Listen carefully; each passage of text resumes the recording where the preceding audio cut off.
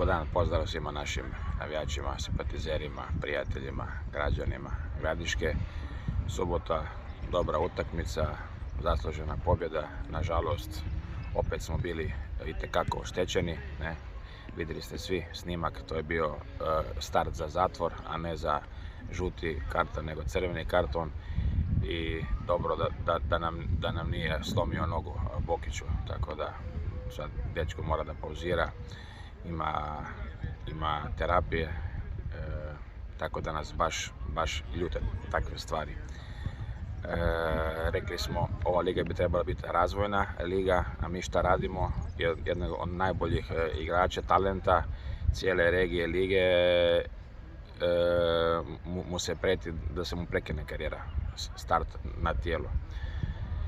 Dobro, sad idemo dalje, čeka nas dug put u Trebinje sa Leotorom. To je jedna ljepotica i grad i klub, tradicija. Moramo se potruditi da damo sve od sebe i da nastavimo ovu pozitivnu seriju i da se vratimo sa pozitivnom rezultatom ovdje na Gradišku.